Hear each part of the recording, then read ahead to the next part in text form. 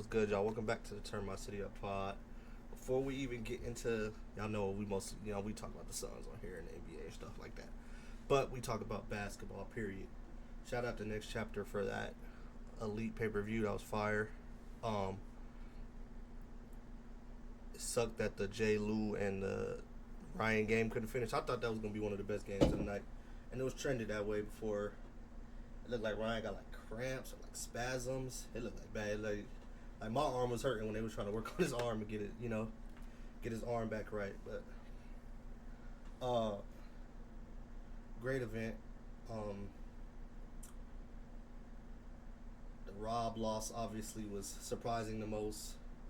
Can't say it was super surprising to me because he played, pro, and then like he didn't play like any pro. He played like a top pro. That's what people got to realize. Like he played a pro that was like one of the best ever, in that league that he played in. Like so, he ain't played like just some regular dude that's some just regular pro, bro. He played like pretty much a superstar pro. To be honest, I did think Rob. I don't want to take nothing from Da. I want to say I think Rob had hell opportunities to close and he didn't. I know he lives and dies by that three ball a lot, which is gonna happen sometimes. And the fact that he does is one of the main reasons why it's so impressive that he rarely loses, because somebody that a lot of their games relying on a 40-footer and he's still winning like that, that's crazy. Not that he don't get layups, because obviously quick as hell, his first step, he's strong and get to the rim. But man, that was a great game. That was a great game, bro. I've also said this about, like, bro, I put this on my story. C4, I've been said is a top 5 talent on the scene. Top 5 talent. He's not ranked ever in nobody's top 5 because he doesn't get to play enough because he be overseas. And I hear say, like, if he was on the scene consistently like everybody else and he was just focused on the YouTube scene, he'd be top 5. He's that good, bro. He's that. There's a couple guys in TNC you can say that for. You can say stuff like that about BJ too. That's why when people get on that whole ball is life and OTD side is way better, bro. I think both sides is like neck and neck, bro. There's dogs on both sides, bro. Cam and Moon are elite, bro. Elite game. Moon came back like he always do. I thought Cam was gonna game him. Cam is cold, bro. Cam is probably dang. Cam has been like consistently my favorite guy on the scene. I like the way he plays. And y'all know y'all people that y'all know that watch this pod. Y'all know I like people that get to the media. Y'all know a lot of my favorite players like Book, KD, Cade. Like I like guys who can get to that mid range, but really could score from all 3 levels. And I used to always feel like Cam was like that early on. He's one of the main guys on the scene I seen that used to really get to that mid range for real. And it made him like one of my favorite players. If I had to say like just my favorite players to watch, bro, it's like Cam and C4 is like right there, bro. Nas too, obviously Nas is for a lot of people, but Nas too, just because, like I said, Nas get to that midi a lot too, and that should be looking clean for sure. Nesco too, Nesco's right there. Got to turn them to the guys I just like watching for real. Like it's a lot. There's a few guys names I could throw out there, but that was a great event. Like I said, I wasn't expecting C4 to win like that. But I always said, bro, he's a top 5 talent on the scene. So a lot of people gonna try to talk crazy about Tay, but bro, Tay just played like I said, that's a tough cover, bro. Anybody on the scene will have a hard time guarding C4. Everybody, top guys, Nas, Rob, everybody will have a tough time guarding C4. That's how good he is to me. Lat and Day Day was a good game. I know Lat won by 10, but it's obvious what a whole Day back in certain games is. If Day jumper not falling, it's tough, especially against somebody that scores the way Lat scores. You got to be able to match them buckets. But good event, man. For sure shook up the scene. I know there's gonna be petty talks on both sides about the ball is life and the turn my city up stuff. Like I wish they had stopped that. I think it ain't doing nothing but hurting the scene. That's all. But anyways, I'm getting to my Suns, bro. We are 13-10. Went into LA. We won that game where Book went out. Had to play Houston without Book. I knew how that game was going to get ugly. A team that defends that way as well as elite as the Rockets do, and we have to go in there without our two best players. Good luck, brother. Good luck, bro. They already guard that well. We are our two best scorers, man. I knew that was going to get a little ugly. I said we done had some brutal, a brutal schedule, but for the most part, I think we can hold it down and shown that we are really a good team. Like the OKC game, obviously, that really came down to the wire. Like SGA had to come in and do what SGA does, and close that game, or we had a chance to win that game. But we still got a few tough games left in this little stretch. Which I said it's tough. Like we got to do what we got to do. I would say though, Suns fans, like, go look at our schedule after like Christmas and we get through this stretch. It gets a lot easier. A lot of these teams that's above us, while people were trying to talk about our schedule, a lot of these teams that was above us haven't played a tougher stretch and a tougher schedule than us. We're gonna catch a lot of these teams because we're gonna get healthy around the right time too. Book and Jalen might come back around the right time, and we're gonna be able to go play some of these lesser teams, weaker teams, and we've seen how we've looked against these top teams. So there's a lot of wins coming, like I've been saying. Like I told people, I think we was gonna win 40 games, and I still believe that. I think we can win like 45 for real. That's how good I think this team is. It's just the defense has not surprised me. I told y'all, bro. I told everybody, bro. Y'all go look back at my preseason videos about the Suns. I said, bro, we have potential to be a top 10, top 15 defense, and we guard other, really good podcasts have seen the vision, have already shed light on it, done their little breakdowns. Shout out to Jason who does the Hoop Tonight pod. I told you, he's one of my favorite podcasts to watch. Jason does a good job. And he pretty much called our defense damn near, elite, bro. Like how we done turn Mark Williams into a defensive anchor, which we have. The numbers back it up. The eye test backs it up. Whenever Mark Williams is on that court, not even just defense, just the team in general, we're pretty like, bro, we a great damn team when he's on the floor, bro. And like I said, which I keep saying on here every time I come on here, y'all just keep in mind, we have not had our second best player all season. We had him for like a game and not even a half, a game and a quarter. And we look this good, bro. Obviously, we done lost Book now for a couple games, so we're going to have to... It's tough, man. It's tough. It sucks that Book and him and Jalen are out. Well, we're in this little tough schedule, and we got to play these tough teams. We got to play Minnesota again in Minnesota without our two best players.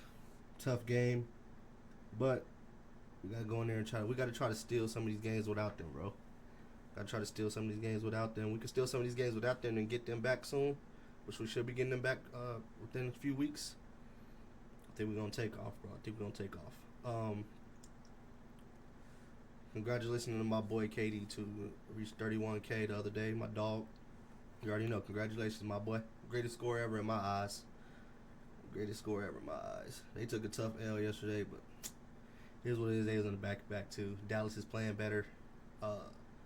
They're without Sengun, too, right now.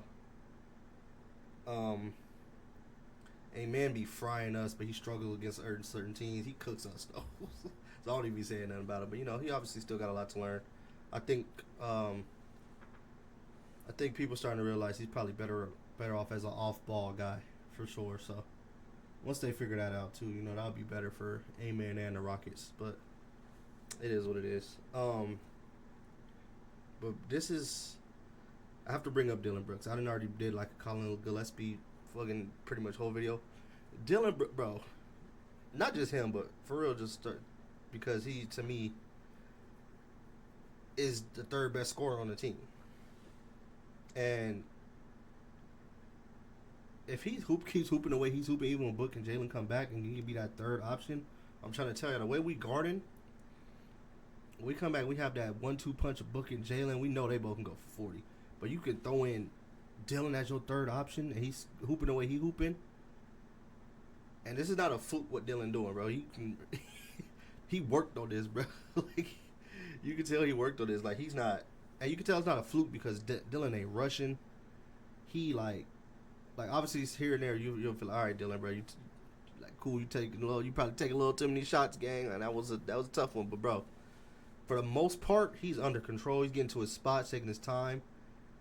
Like, bro, he's a real shot maker now. And then you can throw in nights that Grayson might go off. Grayson didn't have 40 this year. Nights Colin might go off like he did versus Lakers. Nights when Royce is high, he go off. Then Mark Williams can give you 20 and 10. I'm just telling y'all the Suns is better than what y'all think. Like, I already know that for most people, they're surprised. Most people, whatever you think of the Suns right now, they're better than that. I'm telling you. Maybe a lot of y'all gonna say I'm doing too much and I'm gassing it, but look, a lot of people was telling me that before the season started when I said this team would be what they are right now on defense. And look at them. Listen to your boy, man. I ain't saying I know all. Nobody knows all, but I know my basketball team for the most part, man. I just know basketball for the most part, gang. Like, it is what it is. The Suns look good. Believe your eyes, bro. Believe them. A lot of people was only because I said fully healthy. I'm not saying we're going to finish fourth. I'm not saying we finished fourth in the Western Conference. But I'm saying fully healthy and we get to the playoffs, which I believe we're a playoff team. I already said that. I think this is obviously if there, a lot of, trades don't happen. But, and all that. We still got to see what happens in the trade deadline. Guys can add people. But I believe fully healthy, I think there's 3 teams more dangerous than us, and I think we're the 4th dangerous in the West. Obviously, OKC, Denver, and Houston. I think after that, right now, as the teams are built, if we get fully healthy, like I said, they're already fully healthy. I think because our defense and our offense, because both is good, especially when we healthy, I think we're a little more dangerous than Lakers. Obviously, they got Luka and Bron and all. Like, they're tough on offense. They struggle on defense. And then the Wolves, obviously, are good on defense, but I think at times they struggle on offense, which is why, and be having to go crazy like that on offense. He kind of has to, brother.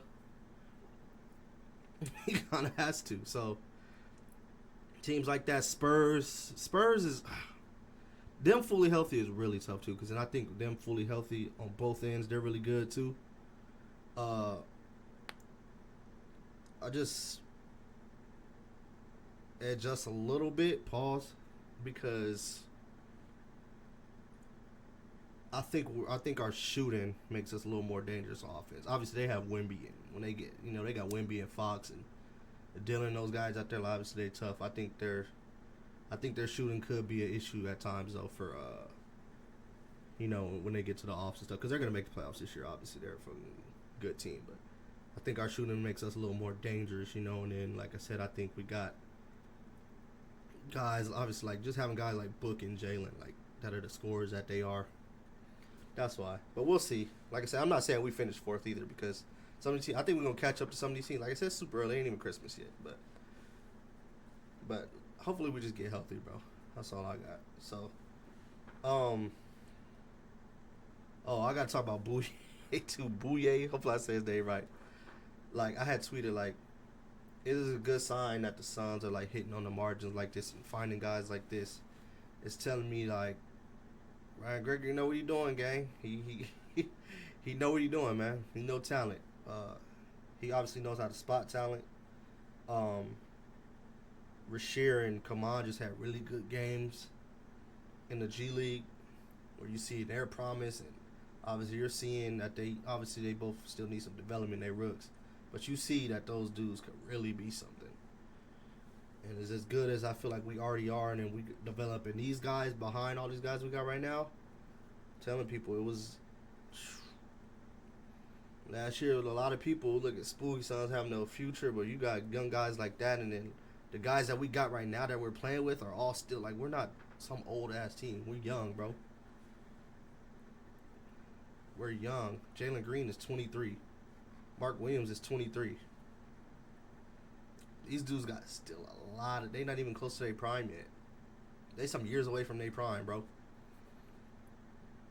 So don't be listening to them stands. Y'all know who. y'all know the dudes I'm talking about. Them goofies, man.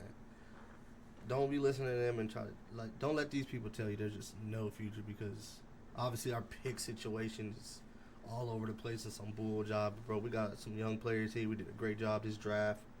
Kobe Bryant too is still down there developing, looking good in G League, which is a good sign when your rookie's down there looking like he's, a cut above some of these other guys that's down there. That's a good sign, bro.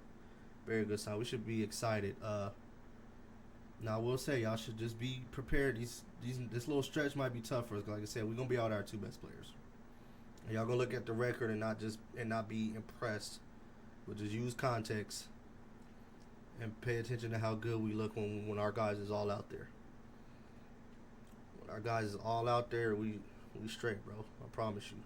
Just wait. Y'all can come back to this video and be like, oh, okay, he was cooking. I was cooking, twin. But yeah, shout out to them, our sons, bro. And like I said, shout out next chapter. I want to talk about them more on here, bro.